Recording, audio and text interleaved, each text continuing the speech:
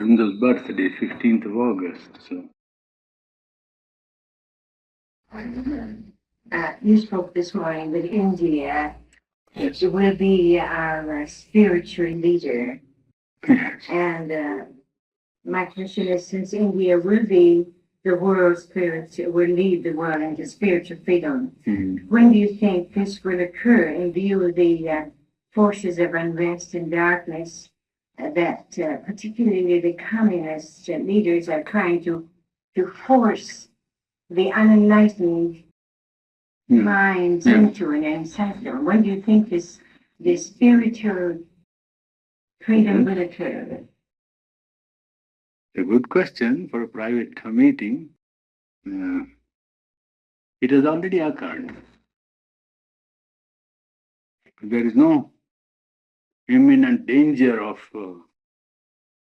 the light being um, defeated by any force of darkness.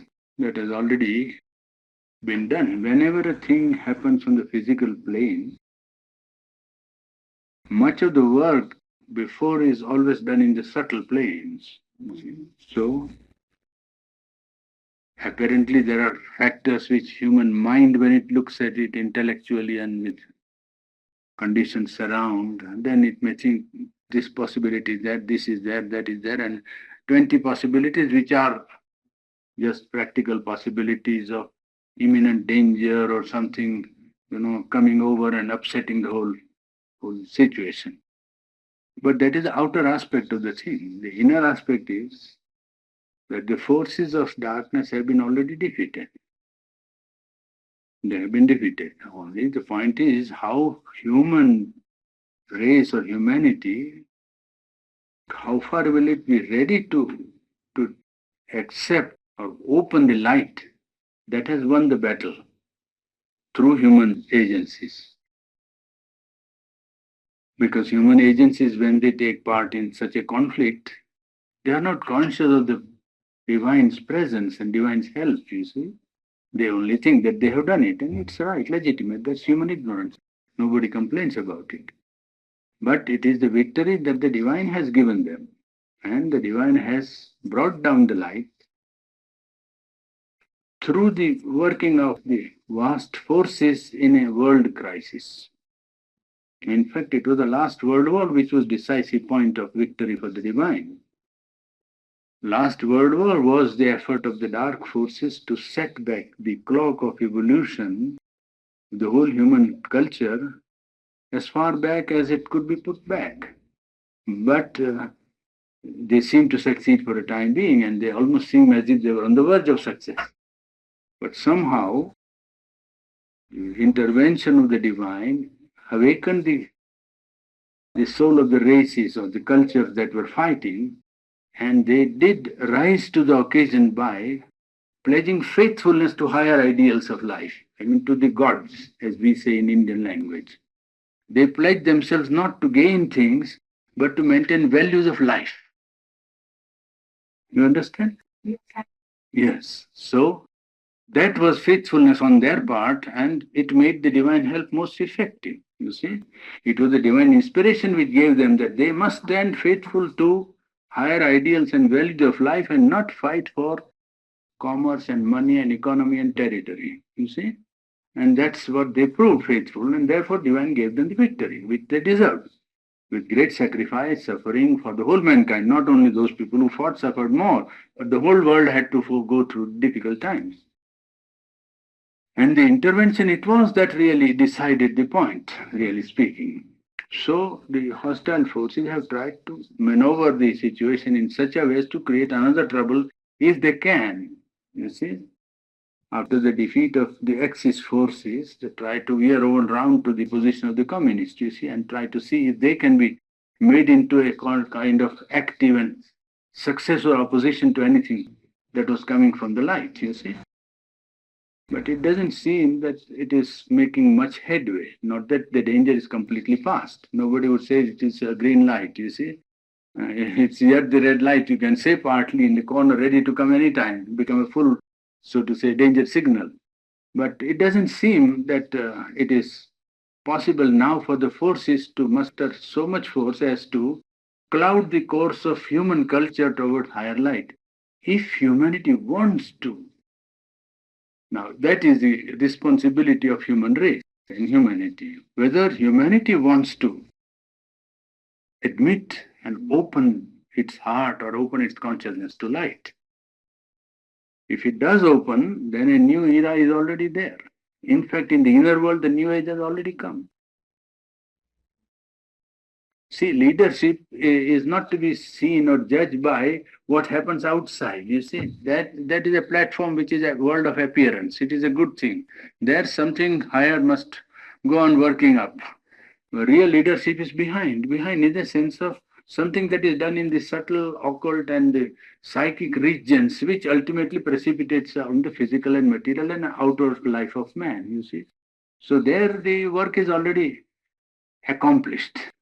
Now the question is how it will accomplish in life, in actuality, in conditions of man's social life, political life, his own individual and collective life. Well, that is the problem which man has to see and solve. It will depend upon man's opening to this light which has come and try to create individual life and cultural life around this great light which has come. You see, the new age will not come on the base of the old. This basis has to go. Not that the world is to be destroyed, but the basis is to be destroyed. Basis is in the psychology of man.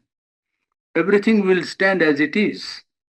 Only the inner support in man which makes it look economic centric, egocentric, desire centric, an outlook in which all the time the values are of the outer life and economy and money and power and so on.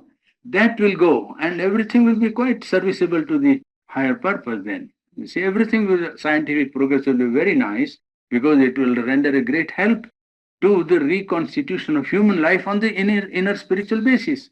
Scientific progress itself is not bad, nor is the organization of life bad, nor is work bad, nor is production bad.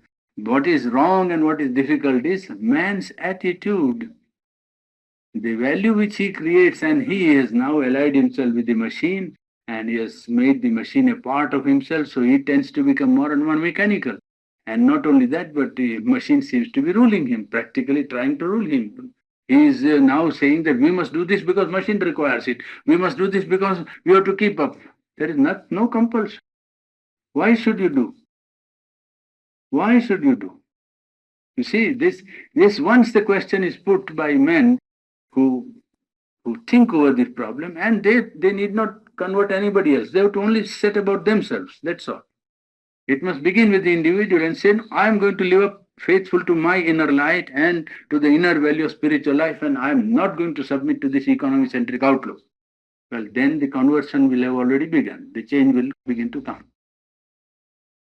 That will come at once. You will see, because tremendous help is at the back of this force. You see, great power is working. A very, very great power which has never come before on earth is already working. And it is trying to see if man would see the light and would simply remain where he is, but only change his ego. The whole problem is not outer, but as I so often said, problem is man. Problem is not economics, politics, money, society, education, nothing. Problem is man. He must change. He has to change his whole psychological attitude and his constitution. The egocentricity must be replaced by seeking for the divine, and their desire must be removed, and the fulfillment of divine will must become his aspiration. You see, that he must try and want to fulfill the divine will. Well, then all the problems will begin to solve themselves, you see. Because then there are no problems. There is only harmony. After this attitude being put down in life, it will be only a passage or a movement or a march to realize a harmony which is there already. It won't be automatically attain harmony in one day, but one knows that the harmony is coming. So even in the midst of disharmony, difficulty, and separation and problems, man will know that harmony is coming. So he will try to set everything right within himself, and he will see that around him things are getting set right.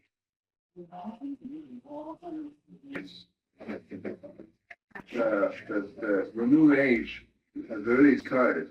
Can you elaborate on that? Huh? And the New Age, what do you mean by the New Age? Did I not give one whole speech on New Age? What? One whole exposition I gave before I went to Los Angeles in June. It was in the end of March. May. Huh? May. In the month of May, I spoke one full evening on May on the New Age. And I can repeat some points if I don't remember now what I spoke at that time. But the New Age will consist in the change in values of life. You see, New Age will not consist in any outer revolutionary change, particularly visible to men. It will require a inner sight and a development to know the real change. Change has taken place, but to make other people see, it requires an inner development to see the change that has already taken place, you see. Only one or two incidents I can give for consideration, not for acceptance, because people can always explain the things away. You see, that is the human tendency. Human physical mind is such that it doesn't want to believe that anything can happen without its meddling into this. You see, it's a little pride that wants always to think that I must be in the bargain, otherwise nothing can happen. Well, that is the human ego, always trying to do like that. So when you explain, they say, no, it was so and so, it was such and such a thing, and so on. But I give one instance, which I did give that day, I remember if I am right in my memory. You go 20 years back. Now we are in 1962, go to 1940 or 42. And you imagine England and France putting their army in the Suez Canal area in 1940. Do you think they would have come back without fighting? Personally, as a student of world affairs, I think they would not have come back without fighting. 1940. What happened between that and this time that they put the army and yet without fighting they withdrew? You see, so something has happened in the interval which made them feel that there is perhaps a force greater than military force, which says, well, don't fight. And there you are. They did not fight. I mean, they counted. I don't say there was no reason for them not to fight. If they had fought, there was reason, and they're not fought, there is a reason. You see, reason is nothing. Reason is only to explain your conduct or explain your decision. Reason is not the thing by which you come to any conclusion. Reason doesn't lead to any conclusion. It only leads you to justification of what you decided. Huh? Could this be fear, Purani? Could this be fear that would cause them to afraid that they might have their own calculation. Both sides must have their own calculation. I don't say they didn't think and calculate and said 50-50, now 55-45. All that is nonsense. They would not have calculated that in 1940. That's all I say. Their calculation would have been that we shall fight and we shall get it. Now the time came when they said, no, calculating, they said this side is better. Now what made them feel that decision? That is the point.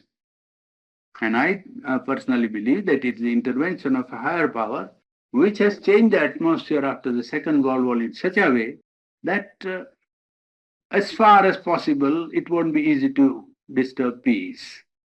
I don't say peace will be, sacrosanct and the people will keep to peace. I mean, nations. There will be always a possibility of human ignorance and, the hostile force is always coming and disturbing anything great coming in for humanity. But as it is, it seems that it is now a question of time as to when the world unity will be realized fully. And one can help it very much by taking up the inner attitude, not by this outer movement is good in its way. Outer movement, people saying that we must have this and UNO, and that's a good sign because people have a platform to talk and to decide and to understand each other and to wear out their differences. You see, it is quite good. But apart from that, the real thing is to be done in human consciousness, that there must be feeling and thinking about the world as one. If individuals who are serious about this problem all the time think in terms of one world, feel in terms of one world, and as far as they possible act in terms of one world, well, the world unity will come much nearer, much nearer. It will not come only by politicians and by resolutions. No. That is a secondary way and a good way. You don't discourage anything, it's good in the right direction. There have been, when my husband lived, there have been discussions with physicists, and they have made this comment.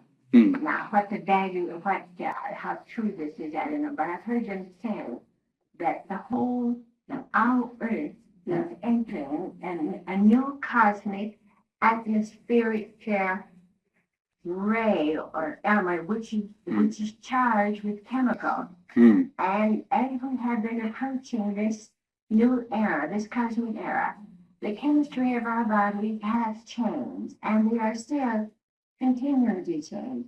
And if also these rays have a vibratory effect on our thinking, and that it opens up the subconscious mind, and we reach depths of reasoning that have never been reached before. And that is the reason why so many of our youth of today, they have vision, they have understanding far beyond our scope, because their bodies already have met the requirements of the new cosmic atmosphere. Now, is this true?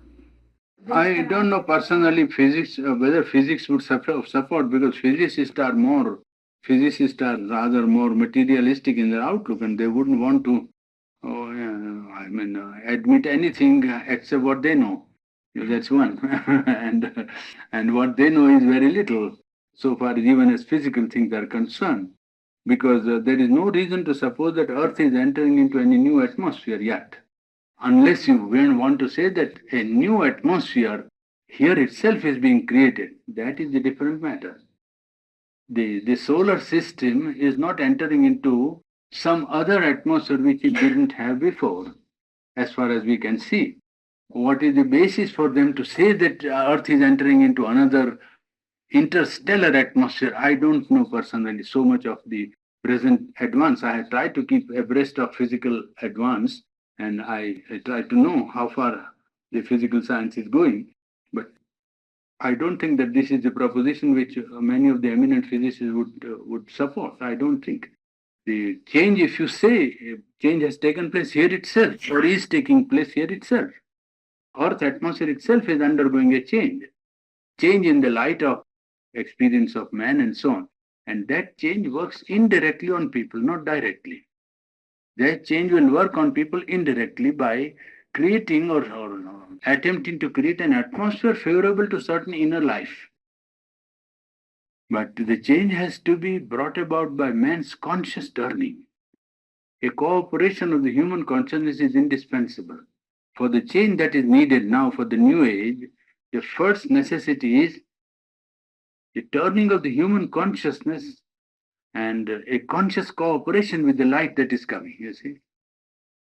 Much of the work will be done by the higher consciousness, but the opening and the turning has to be the responsibility of human beings, because it is they who must admit the light. Light never forces itself on people, you see. It never compels anyone to admit its working or, its desirability. And as for the children or people that are born, always when you have a new generation, well, naturally, those people who have something to do with the future also come in. You see, those people who are more fitted to receive the future would be there. I mean, as logic would say, I'll make us believe. But apart from that, to say that they are more ready for higher truth and so on would be too much, because the percentage of such also would not be very great, perhaps. The percentage of people ready for such a life change or radical change in their life would not be very great change, you see. A large number, it would, but it would be there. So you would certainly find more capacity in the younger people than the capacity in the people who are now old and very young. You see, at that time, perhaps they had not such precociousness or readiness for new ideas and change and understanding. The percentage would not be very big. That's what I think. But they would certainly be there. Is that the Nehru who's the head of India now? Yes, he's the third time he's running prime minister. 15 years.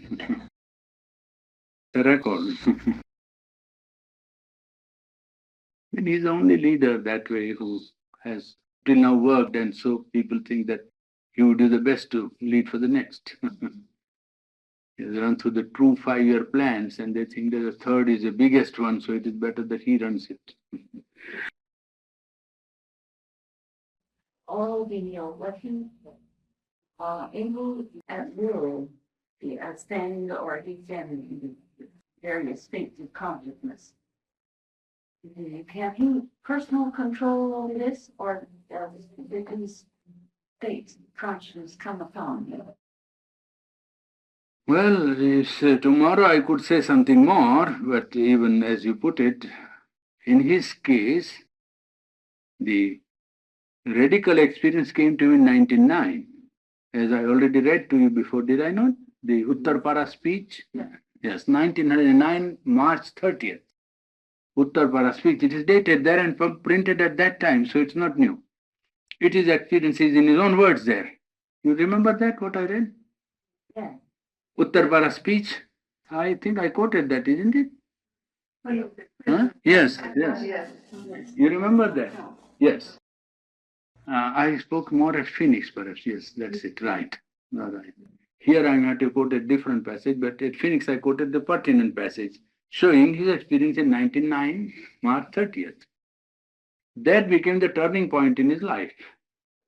And then his effort was that as the divine guided him and gave him the adesh, as we say in India, order or command, that you withdraw from politics and devote yourself to this because this is the work for humanity. Now I give you the whole story, you see, because this is not thing for public, but still, as we are a group interested in it, it was a command given to him that you have a more important work than securing the freedom of India. Therefore, you withdraw from this and dedicate yourself to this work because this is a work for humanity. So he withdrew from politics. Now you must go back to 1909 to imagine that politics of Indian continent. There was no leader at that time outside jail. He was the only nationalist leader who was out. And the great difficulty for him to decide was that if he leaves the political field, people will think that he didn't want to do it or he was afraid of doing, which was not true at all. You see? And also, secondly, there was after he retired to Pondicherry, 10 times he was proposed as the president of the Indian National Congress. 10 times people proposed him to the presidency of Indian National Congress, and he did not accept. So there were 2 points. One was the point of duty, that he had been the only nationalist leader out who didn't want to leave the post simply because he doesn't want to do it, but there is an inner command which he has to obey. Secondly, if he was ambitious, there was big enough ambition for him to be attracted by. Both of these, in the light of divine guidance, he refused and rejected and retired to Pondicherry under divine, guidance.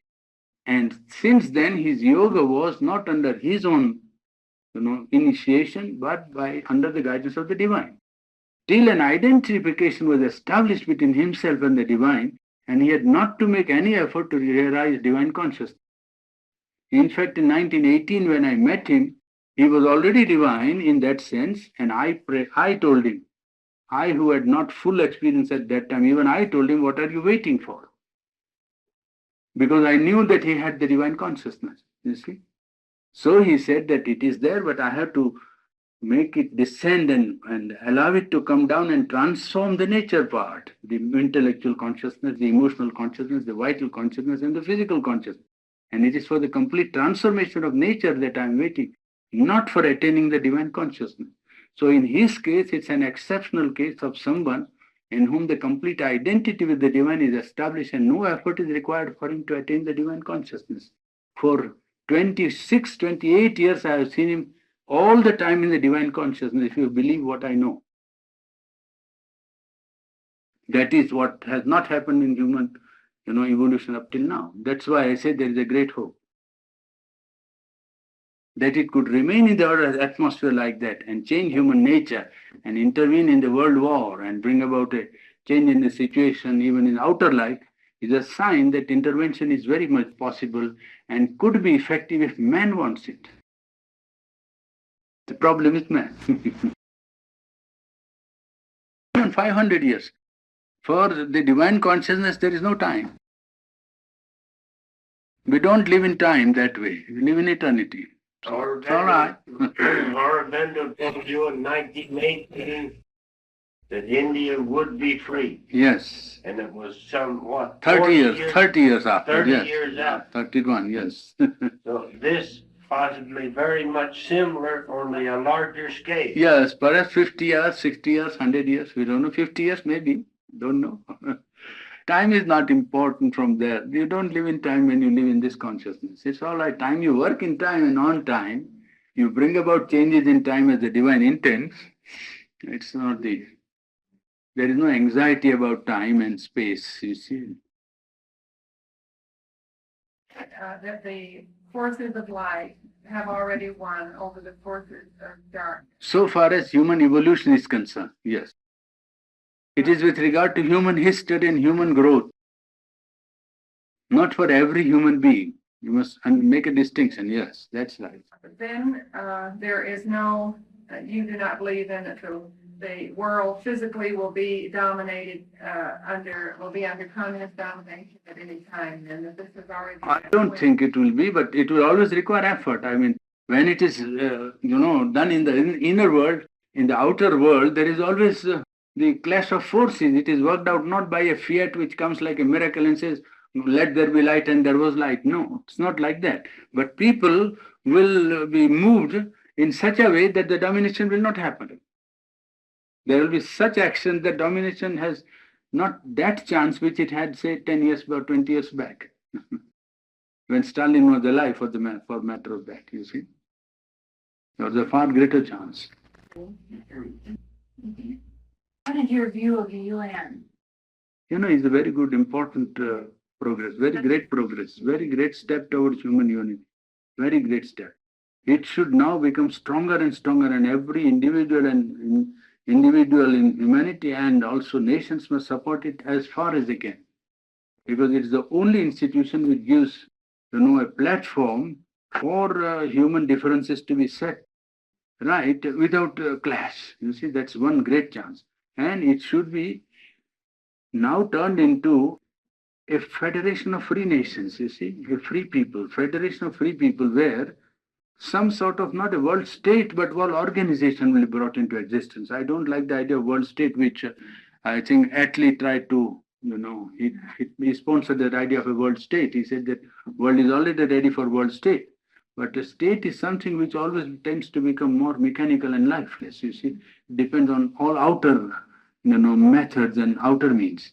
But if a federation takes place, federation of free people or free nations, which has a sanction of the majority of nations, then they would be able to impose discipline and prevent clashes even by intervention of force if necessary. You see, it should not become a world state in which certain people who can maneuver better, would have the biggest say. You see, it is better to have a federation rather than a state which is organized like a machine. A federation of free people or free nations organizing a sort of a government, you see, a loose government. Like English constitution, you see, English constitution has no written laws, but it's a very strict constitution. Even a king cannot marry one whom loves, you see. And there is no law preventing anything from being done, and yet nothing can be done. It is such a strange thing. Well, if one can evolve that sort of unity at the basis, at the center, where the UNO becomes a kind of, governing power, so to say, a federation which has a legislative power, so to say, that so-and-so will not do this thing, then he wouldn't dare to do it, because he knows that all others are really supporting it. It's not a political stunt, so to say, not a majority which is maneuvered, but majority which is meant. Well, then I don't think anybody would easily, go against peace. And it would slowly establish standard or norm of behavior in international life. And wherever there would be different, it would intervene to settle. And settle with a sort of a committee appointed or international body, which takes, the consideration of two sides and gives a decision. And then the decision becomes slowly compulsory, you see.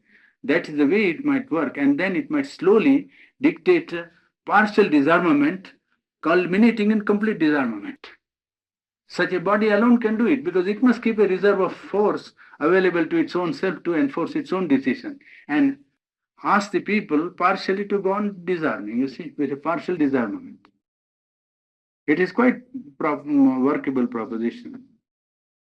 In that case, you can also go in for multiple citizenship. That is to say, a man belonging to America can be a citizen of India, or an Indian can be a citizen of England. You see? I mean, multinational citizenship, yes. Why should citizenship be only to one country? There's no reason. This limitation creates a sort of an artificial barrier very often. European countries who are Belgium, Holland, or these small countries, Duchy of Luxembourg and all, why do they not remove their custom barriers? I think they are trying to remove now under the European plan, are they? I don't remember, but they should have removed long ago. When for the last 10 years, what their income is. The barriers are that whenever somebody crosses the border, there is a custom. You know that. Now, for the last 10 or 15 years, there is an average. You know how much they have earned. Well, you can then federate and say everybody will go freely. This is the income, you will get this income. And only collect it at one point or the last point or the beginning point, and that would be an end of the matter. Then a facility in crossing and the feeling that I go to another country will be removed more and more. You see, when a man crosses from Holland to Belgium, which is just like a stone's throw, it's hardly a district of India. You see, and yet it's another country with all full-fledged government and all sorts of things. It's all right. But if he crosses, he must not feel he's going in the world. And there are nations which are equal, and where he goes is brotherhood or equality, and he's not going to any strangers after all. He's going in one world which everyone, is everybody's world after all. Well, it would remove this sort of movement if it is sponsored and supported. It would mean something. There are people who have been in India for a long time, for instance. There are Indians who have been in Africa.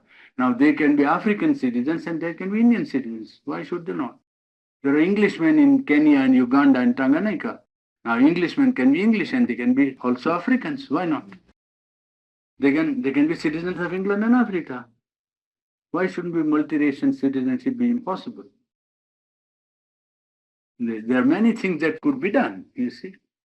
Because it is already coming, it will come, it has got to come. You see this present ideal evolving out of the present United Nations, right? Yes, I think it could. It has a tremendous possibility, very great possibility. The difficulty lies in the statesmen who go there. The difficulty is the man, as I told you. But it is their difficulty. You see, they are also handicapped, poor fellows. You can't blame them too much. They are working under limitations of their own nature and their own nation. They can't do what they like. The nation dictates, you see. He can't speak even what he likes. He will be held up and say, what do you mean by saying what we told you to say so much, and why did you say more? Yes, they are in tongues. Well, I think it's coming, but I think there's going to be a tremendous education amongst the new nations. Now, to equate, for instance, with all their faults, the British have been self-governing for 1,000 years. And literally hundreds of generations of people, they have learned the restraint of self-governing. Now, to try to take one of these new nations that's formed in Africa, where the inhabitants have been living underneath the trees, most of them, all their lives, in a matter of a few years, expect to bring them into a society which has been educated over a period of hundreds of years is unless something, well, with the intellectual force we have today is not adequate. Now, if we get the supramental, this is different. But with the purely intellectual forces, it's going to be an awfully long time. Yeah, it's all right. I think that they will also hurry up, I suppose. As long as the United Nations is merely a debating society, which it is today, certain inequities will be allowed to continue. But we know, for instance, in the formation of our own country, if you've read U.S. history, the greatest problem that we had, the formation of the Constitution, was the struggle they had between the big states and the little states, because the little states felt that they would be gobbled up by the big states. And after a period of several months of debate, they settled on the principle of the bicameral House, which we have today, the Senate, where you have representation, equal representation from each state, and then in the House of Representatives, where the representations by population. And as a matter of fact, we're finding in the United States today, in quite a number of states, a tremendous drive toward redistribution of votes because the cities have grown up and there hasn't been a redistribution, and in certain places, say in Michigan, a farmer has 20 times the votes that a man in Detroit does. And the same thing occurs in quite a number of states. Now, in the United Nations today, there's only one vote, only one house. And to equate some of these nations. No, there is the Yes, council also on the top. Yes, but to equate, they have one vote in there, they have one vote. And to equate some of these new African nations, say, with a large, mature nation like the United States, like equating the city of New York to Sedona, something like that. And it will, from practical purposes, it's a debating society. But if it's going to be an control thing, then there's going to have to be a lot more. No, but there is the what is called the top body. I forget the name. Yeah. There is the Assembly or something. Well, there's each. No, the five people where they have the veto. You see, that is the United States. Well, this practically closes it up because any this is right. This is your veto, and any one of the five nations can veto it, and it's not. It is. For instance, Russia has applied the veto something like 40 times or something like that. Yeah. Now, if we're going to have a true governing body, then there's going to have to be, in my opinion at least, a great deal. Going to have more equitable representation. Because nobody is freely because say upper one of these new stations, I forgot the states, upper something here with 5 million people and probably 5 high school graduates, the equivalent place, is going to be given the same equality of voting that a mature country like the United States or India or England or France. It just doesn't make sense, that's all. I do think that the United Nations is no, but most of these new people, I tell you, what happens to them or what is happening to them as far as I study is that they are under the wing of somebody. Yeah. They are under the wing of somebody. And you see, they are, it is like, now 20 people are going to be voters. I give you, that is how it has happened. So far as I have studied the situation in Congo, what the situation in Congo has been something like this, that about 20 new people are going to be voters. So 2 or 3 candidates who are possible candidates or candidates, that hope to get the votes, they are busy canvassing there, all right. They are trying to say, but you come in and you vote for us. And if you vote for us, you will get this. And if you vote for us, so that they are being, in fact, indirectly educated by people who want to secure their votes already. And I think that they won't take very long time. Only their difficulty, as far as I can see, is the tribal constitution, consciousness. Their difficulty is tribal consciousness. No. If they can outgrow the tribal consciousness, then I think that man to man, there is not much difference in their, in their equipment except experience of life. Yes. Well, and numbers and property and other things which are relatively important when you vote. Yeah, I mean, their if property the has Lord- been taken away by Belgium or Germany or France or England. What their property is not less. So If- far as property is Yeah, but concerned, if they are the Lord- property people. Other people came and took away their property. That's all. They would not have been able to utilize it. I grant. No, but I mean, what created these new nations? A political event.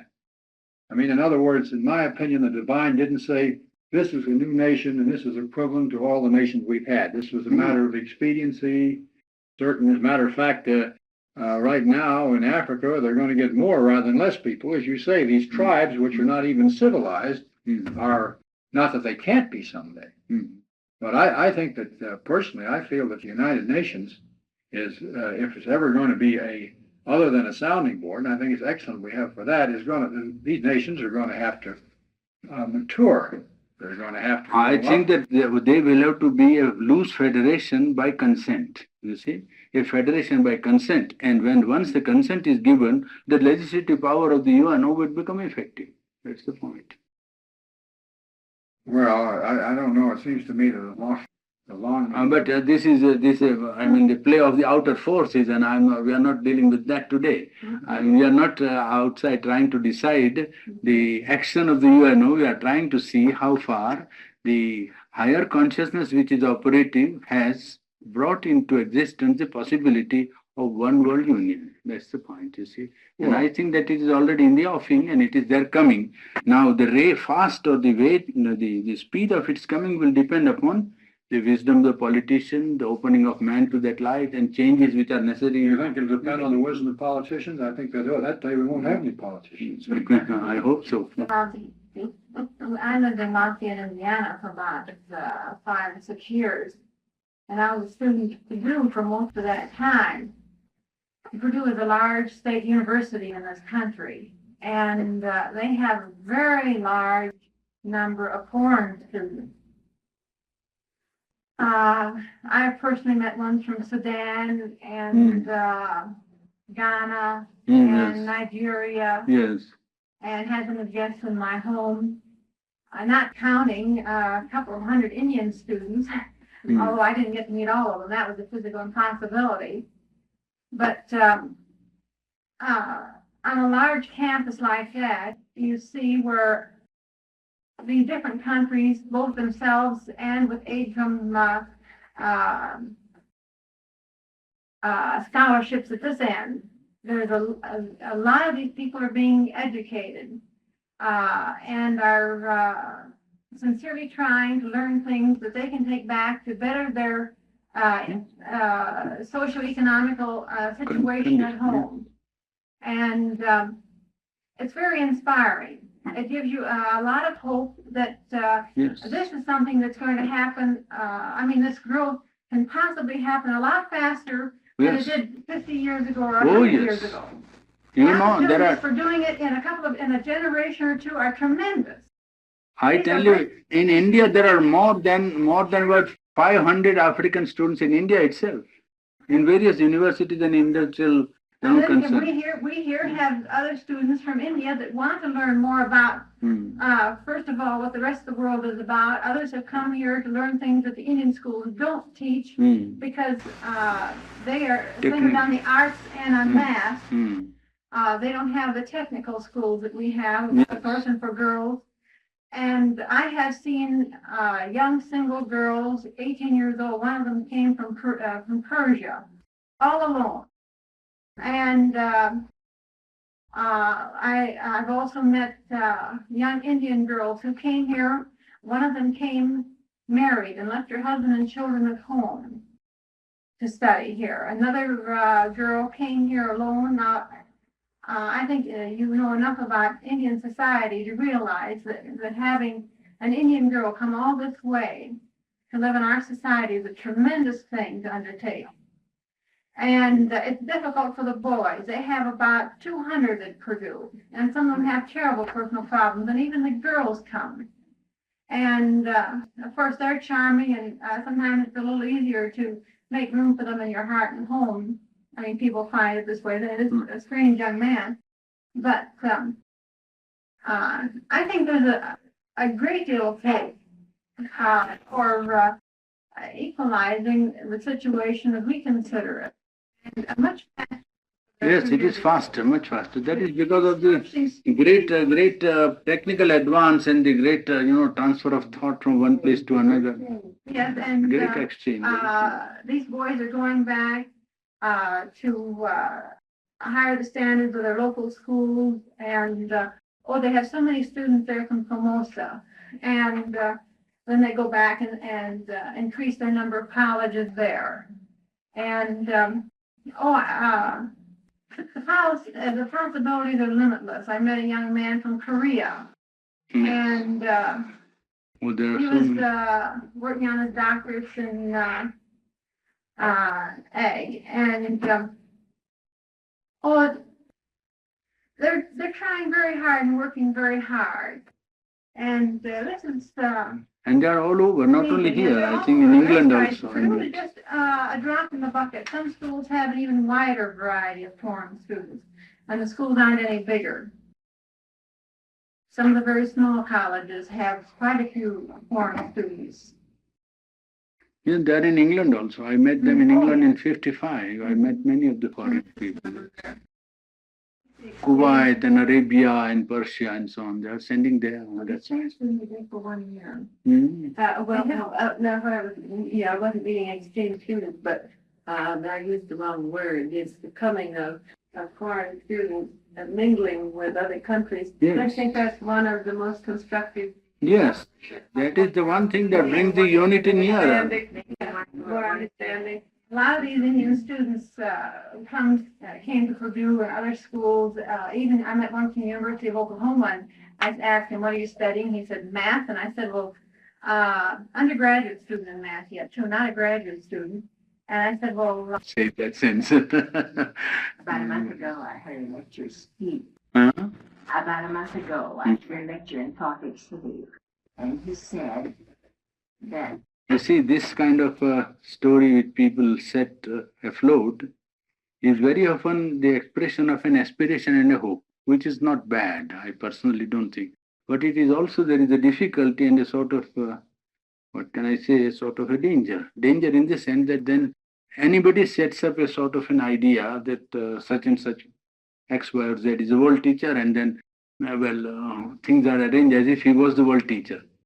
Now, my idea of the world teacher is that he brings a new message to the world, first of all, and he has, first of all, the divine consciousness. That is the first condition. yes, And he has a light to throw on the whole problem of mankind, and also a light to throw on the individual's problem of, outgrowing his ignorance, overcoming his ego, and realizing the divine.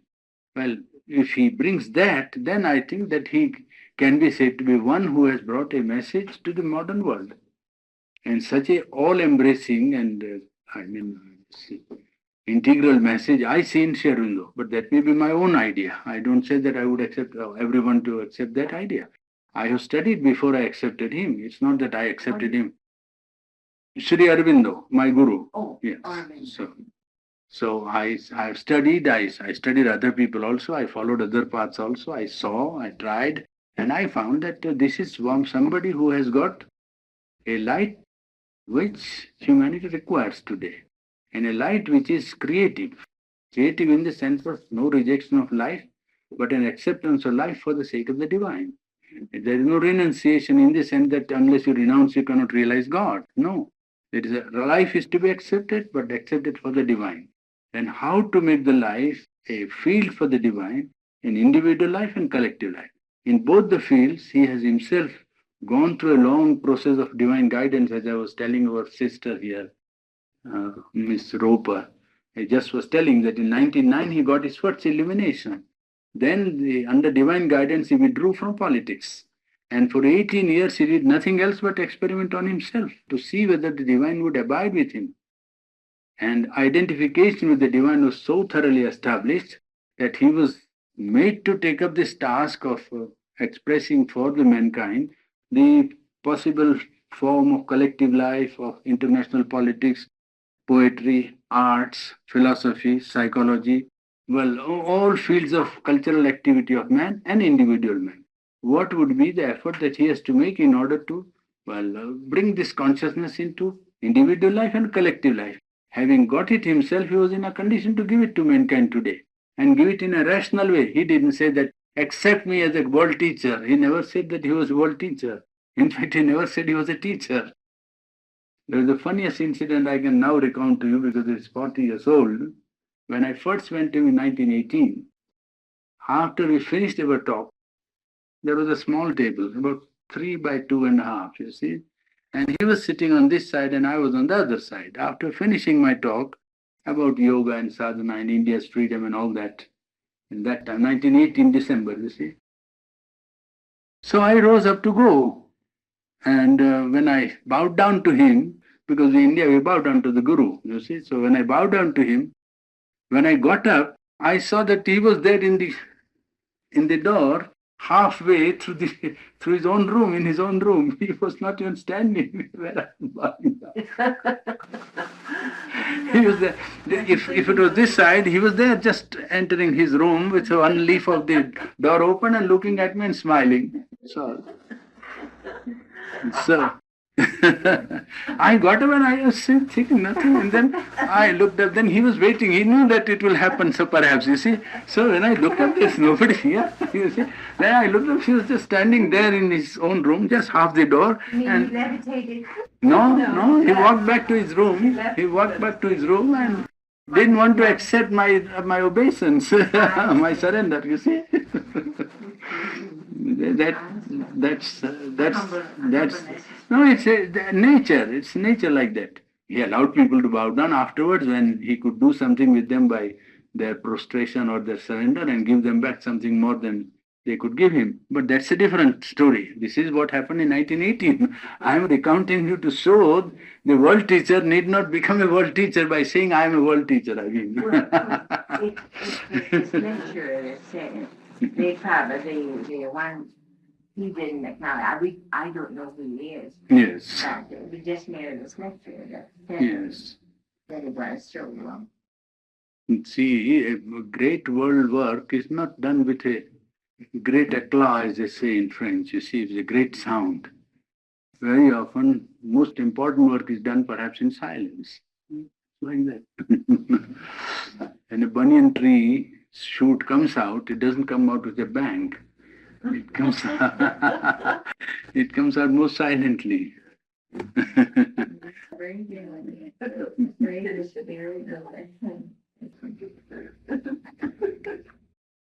Isn't it true too that Sri Aurobindo definitely didn't believe in proselyting? No, he didn't want to convert people, no. He wanted people to try. He wanted people to accept the light, and if he accepted, he was ready to help. He was ready to accept them, but accept them not because he wants to have disciples, but he wants to accept them if they want to try and open themselves for the light. Oh, he could have had millions if he wanted to, but he stopped. Several times during 1923 to 26, I used to ask him, that why don't you try to make propaganda? Because people would know. Our intent was that many people should take advantage, not propaganda in the sense of converting or making many followers, but let them know that such a rich, light is possible for them to get. So we try to persuade him to see that why do we not do something so that other people may know. So he said, no, this is not to be done in that way.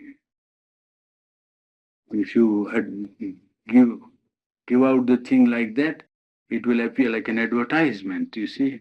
And that is what happens to all advertisement, is that people who are not deserving will always come in. People who have no call for the inner light will come in because they think this is something great and some miracle, let us all go and get something. So people who are full of desire and impulses will come, and it's no use getting such people. They are already there, plenty in the world. So let people who seek come, you see. People who want, and they will have to do something, their own part. Much will be done for them, but they will have to do the first part by opening and by accepting the light. Great economic crisis, you see. And my conception at that time was that being a political leader and well-known, great worker, he would get financial help much more easily if it was known in certain circles, public life in those days. You see, early days, not before, when India was free, before India was free, that nationalist circles would easily give money for his, keeping up at Pondicherry. He didn't take. No. Well, don't you think the mother could have gotten a lot more money too if she'd been willing to do it? Yes. And For her. Not to make an effort, did you say? To be in divine consciousness, because he was always in it. So you're not to make an effort for what you are in already.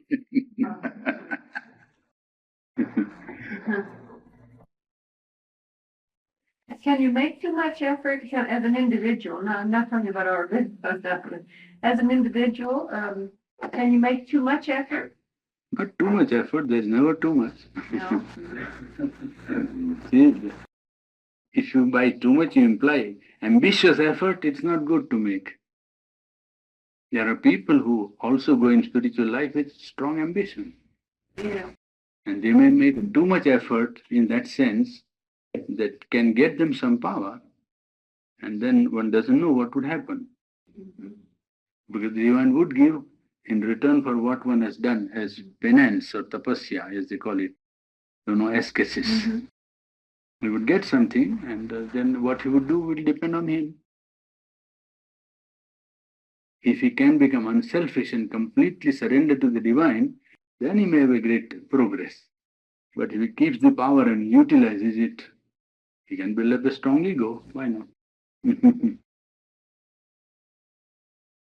Aurobindo says in several places that you must build up your body and your strength so that you can open yourself fully and completely to the divine. That and it's a slow process, because if you opened yourself too soon, you just wouldn't be able to sustain the forces that come in. Yes, but Now, this is controlled by the divine itself, isn't it? I mean, in other Partly, words, it's yes. impossible for anybody to open themselves to fully the point. yes, very few people can do that, you see. To pull, as they say, that in the yogic language they say you open and allow it to come, or you pull. Now the power to pull is not very much widespread or frequent, you see. And it is not safe also to pull. The safe process is to open and keep the attitude and aspiration of surrender and aspiration to call in the divine for effecting the change in oneself. That's all. And take aspiration in all the parts of the being, not only in the intellect or in the emotion or in the willpower or vital, but all through. Make it as all pervasive as possible. And keep the aspiration alive as long as one can during the course of the day. It's not only at the time of meditation that one should concentrate. One should do concentration all the time. That is really an all-time work. So all the time there should be a part of consciousness, at least if not the whole consciousness, concentrated in the inner aim, aspiring or looking up to the divine or surrendering to the divine or watching oneself or rejecting what is undesirable and so on. All the time the process must go on. Then the work will be quickened and the divine help will be available in maximum measure, you see. Friend was telling us the other day or last night, I forget when, that we can meditate when we're walking. And the ideal, of course, is to just have to meditate when you're working, right? Well, you said that Sri Aurobindo was usually walking. Oh yes, he used to work hours together. I think Brother Lawrence, he called it living in the present, practicing the present. He tried to, I think, Yes. trying to establish that. Yes. Seeing the activity of the universe, Yes. of the infinite, and everything that he touched to handle, whether it's beneath him above. Because in the time analysis, we know there's no up, no down, no Yes. high, no low, no good or bad. It's all in their oneness, right? And I thought, that it helped me a great deal to, Yes. Yes. The realization has several, characters. That is to say, it is possible to have a mental realization, an intellectual realization, as you call it. Supposing you train your mind to the idea of oneness everywhere, then the mind can have a mental realization of that oneness, which is real as far as the mind can go. It is not the realization of the spiritual unity, which is different. You understand? It is quite possible. And this is genuine. It's nothing wrong in it. It's quite good. It's a good step forward, in fact. But a mental realization is confined to, intellectual or mental consciousness. It would not go beyond that consciousness. The consequences of the spirit being realized as one would be known by practical tests and experiences. You see? Tests and experiences, yes. You would know it by that. For instance, when you say that everything is one, for instance. This is a mental concept, which is correct. And mind can train itself to this oneness and the presence, as you say, quite genuinely. If one gets into the true spirit consciousness, then he would know the oneness and also at the same time the variation which has necessitated the difference in the form.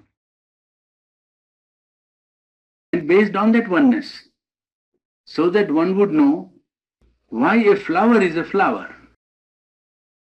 Flower would not become table because there is oneness. You understand?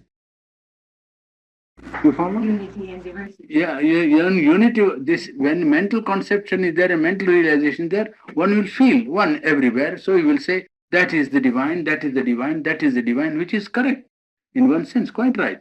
It is a good step, but it is not the spiritual realization in the sense that if one was in the consciousness, then he would know far, far more and much more profoundly than mere this concept of oneness, you see, much more. There is no comparison between that knowledge and the realization that comes by a mental process of concentration, which is a good step. I mean to say, not want to say that it is not a realization. Please don't misunderstand me. I am only trying to make clear the profundity of the possible experience which goes behind and much deeper. Well, that's the revelation. Yes, yes. Then one sees the divine presence, well, it is of such a different character that variation not only is allowed, but the purpose of the variation is known, and the full divinity is known in the smallest thing, fullness presence of the divinity. Fullness presence of the divinity. It is such a difference that one would say, well, yes, that was also good, but this is something, a difference, but quite different experience, you see. It's better one can begin with something after all, there's nothing wrong. The atmosphere is ready. Many people try and get something, whatever one is ready for, whatever one is, striving, there is always something coming. When sincere effort is made, it never is in vain. So something always turns up. And that is how atmosphere can be made ready also in the world. Hundreds and thousands of people making efforts in different ways, one going 1 step, 10 steps, 2 steps, 3 steps in different directions. That's good because it creates an atmosphere, you see, which is congenial to the growth of spiritual attitude towards life. You see, that is what we want. Just on life divine, you would have then followed the logic of what I am talking. We had about 18 lectures on life divine, which he has written a big book on his philosophical outlook, life divine. And we make some exposition here for 20 days and 18 days or something, no? We had about 18 days, life divine, 20 days practically. And there, what the origin of ignorance, how one omnipresent reality is responsible for the world and no necessity for explaining ignorance by illusion or by anti-divine force and so on. The great philosophical, metaphysical, explanation which he has given of the world based on one reality. Its basis is that one reality which is omnipresent is working, and that is the universe. And everything in the universe has to be explained by this. And he explains ignorance, suffering, evil, falsehood and everything on the basis that one reality is working. It's a very great philosophical contribution. Just to explain man, to make an effort. It's not to encourage them to study philosophy. That's not the aim. Aim is that they should then make an effort to reach the truth. Someone was asking me, and I don't feel qualified to answer. And I think you've already answered this, but I don't remember exactly your answer. Did Ramakrishna achieve the same state of consciousness that Sri Aurobindo? Ramakrishna did not organize any expression of his realization. Ramakrishna had his own great realization of the supreme power, the power aspect of the Satchidananda or the Supreme. And the power aspect worked in him gave him the realization, and through him gave the enlightenment to some people. But he didn't organize it for life at all. The inspiration was not there. That is the best explanation I can find, that he had not that inspiration. And therefore his work was carried out by Vivekananda, not by himself. The Ramakrishna mission is not a creation of Ramakrishna himself, but of Vivekananda. Primarily of Vivekananda alone, in fact. I can tell you from inside that there were disciples of Ramakrishna who did not approve of the starting of Ramakrishna mission. This may not be known now. Who did not what? Did not approve of Vivekananda starting the Ramakrishna mission. That's terrible. Vivekananda did it on his own. Not on his own. Vivekananda was a very powerful person and a very great soul. So when Vivekananda proposed the formation of Ramakrishna mission, this Nag Mahasaya, one of the senior followers of Ramakrishna, in a private meeting objected to it when he went back from America and said that he would like to start an organization so that work may be organized and properly, take shape, which was quite necessary from his point of view. Nag Mahasaya first objected to that, and Nag Mahasaya was older than Vivekananda, you see, in age also, in seniority, so far as discipleship of Ramakrishna was concerned. Nag Mahasaya was older man. And Vivekananda used to look upon him as his elder brother, used to call him Dada. You see, Dada means elder brother. So he was feeling rather discouraged that when he was disapproved of the Ramakrishna mission, then he was a little hesitant. Then on reconsideration, Nag Mahasaya thought that when he has received the inspiration, why should I stop him? You see? So next day or third day, he told him, well, if you have received the inspiration, you go forward. I don't believe in it and I won't participate. So he didn't join the Ramakrishna mission. You see? One of the senior most disciples of Ramakrishna. There were half a dozen others also. But he was prominent. I mean, there were half a dozen others who didn't join Ramakrishna mission. And they were lifelong devotees of Ramakrishna and disciples. But some of the sannyasis who were already initiated, of him Vivekananda was the leader, well, they joined the order and they started. And it's a good work in one sense. But it doesn't owe its inspiration to Ramakrishna. What I wanted to point out is that Ramakrishna mission is not started by Ramakrishna, by Vivekananda. Well, was that also because Vivekananda had traveled and he came back with the idea, came back from India with the idea that it would be good to have some activity, not just contemplation. Should that make quite a difference?